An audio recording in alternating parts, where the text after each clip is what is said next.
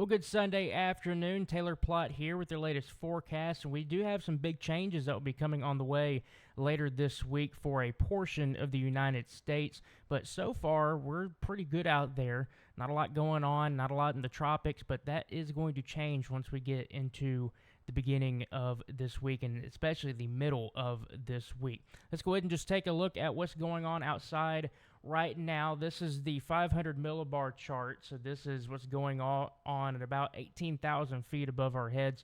We got a big ridge of high pressure that is situated across the majority of the United States. That's what's giving us our very abnormally hot conditions for this time of year, record-breaking temperatures in some places. Now, as we head later on throughout the week, what you will see as we move forward here, what you'll see is that ridge will start to shift a little bit to the east. I actually need to go back one model run. The 18Z is going on right now. Let's take a look at the 12Z.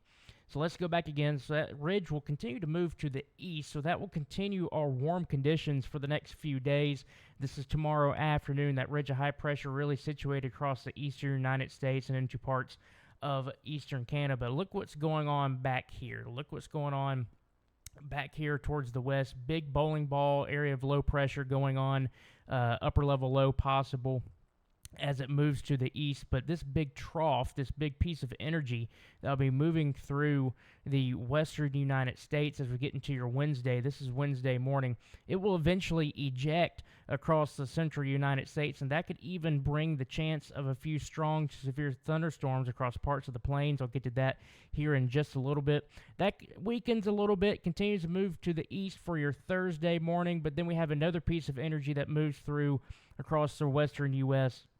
as we get into next weekend, and this one will likely become what we call a cutoff low. You see down there towards the Los Angeles and Southern California area, seeing a little bit of that activity over here, and that's that feature that will continue to move to the east and probably will phase with this trough. That trough's pretty strong to the north, so it'll probably phase with it and then weaken just a little bit. And then once we get into next week, things get a little bit iffy forecast-wise, but there could be another round of maybe some stronger storms across the central plains. And then we kind of get this ridge that continues to stay situated across the eastern U.S. That's pretty far out in the forecast. That's hour 288. But it's just this evolution that's going on here. We have a lot of stuff that will be happening this week as opposed to what we've seen the past several days. With this ridge of high pressure in place, most things have been rather quiet across the majority of the United States. Let's take a look at the that severe weather potential here. We'll move through the next few days. The Pacific Northwest still seeing a lot of shower and just rainy activity across the area. But let me switch over here to the precipitation type, because that first part of that trough is going to bring some pretty decent snowfall to parts of Wyoming, the higher terrain there in the Rocky Mountains, seeing some of the first snowfall of the season for some places. But then it's this area that's out here in the Central Plains.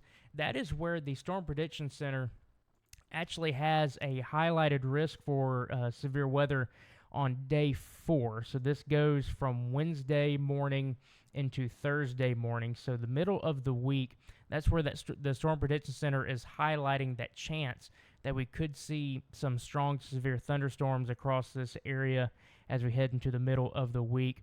It's a little bit too early to get specific-wise on, like, is it going to be mainly a large hail event, or is it going to be a damaging wind event, or could there be a few tornadoes involved as well?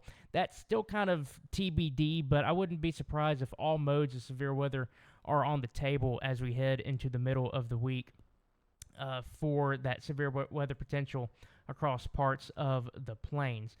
Now, that feature will continue to move to the east, and that will actually bring some pretty beneficial rainfall to parts of Missouri, Illinois, and to parts of the Great Lake regions. There's a drought that's going on across a good portion of this area and even into parts of the southeast as well. Here in the state of Alabama, we do need some rain, but it probably won't be a big rainmaker for us this round. As we head into your Friday morning, high pressure starts to build in behind that front. Some cooler air starts to filter on in. But then we see this other area low pressure that starts to get going as we get into your weekend. and that could also bring a chance at maybe some stronger storms to parts of the Central Plains once again as we get now into next Monday. So this is getting to 8 days out. There could be another wave of some stronger storms here as we get into the beginning of next week as well. And then as we round out the forecast, that feature continues to move to the east, but some places still remaining dry out there. And then you notice this little guy that's going off into the western Atlantic. That is a chance that there could be some tropical development once again across parts of the Caribbean and into the Atlantic. Let's take a look at the National Hurricane Center outlook here. They have now bumped up the odds to 40% over the next 7 days. This isn't going to be an immediate thing that happens very quickly. This is just a broad area of showers and storms that are going down there in the Caribbean, and that could eventually form into our next tropical system. So let's go ahead and take a look at that. Let's switch the view to the Caribbean and take a look at the precipitation. We'll go back here.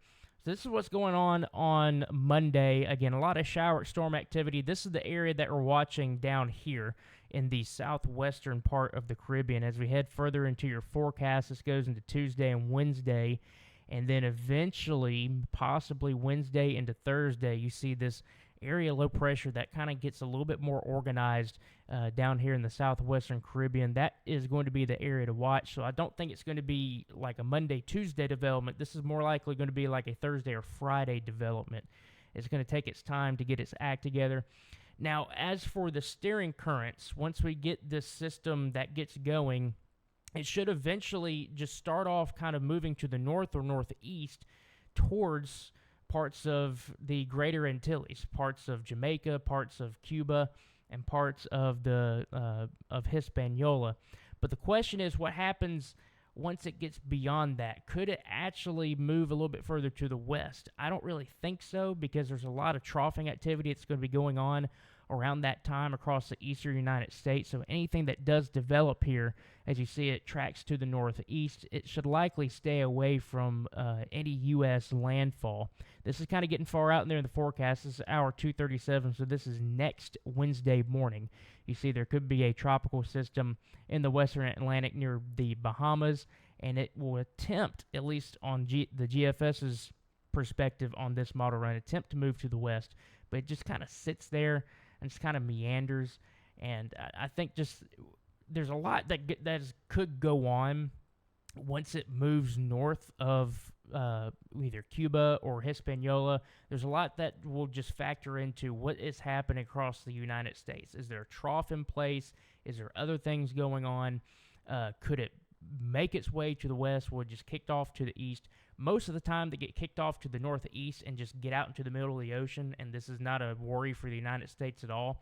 But there could be some things that go on later next week that we'll have to just keep an eye on it. It's not unheard of that this tropical system impacts the U.S., but it's not very likely once we get into the latter part of October and once we get into now what would be November, once this tropical system gets its act together and starts to move to the northeast. So again, it's just something we'll have to watch for over the coming days, but nothing is immediate. Like, there's no danger to Florida for, like, in the immediate sense, but we're just going to be watching things over the next few days. Let's take a look at your temperatures real quick. You see it's going to get hot again this week for the central part of the United States until that front moves in on Wednesday and Thursday. Very sharp temperature gradient there once we get into your Halloween. So your Halloween forecast could be a little bit tricky for some places. Some places, especially across parts of the Midwest and into parts of the Great Plains, we see here. They could be dealing with some chilly temperatures, but then there's other places that could be seeing that shower and storm activity, like Memphis over towards, say, the Cincinnati area, parts of Kentucky, Tennessee, Mississippi. Those areas could be seeing some wet weather in terms of your Halloween forecast. But let's go back to your temperatures real quick.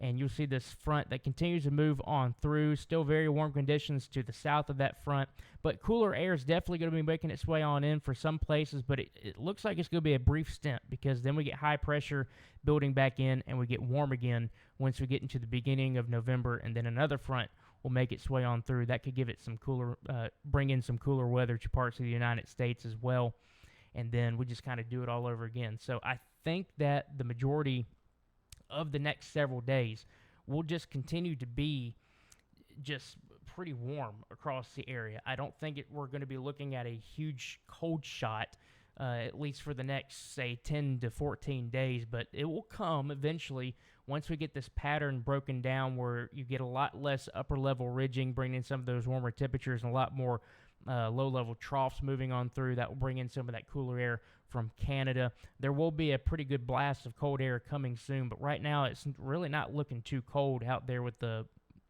temperatures that are coming on in to parts of the country.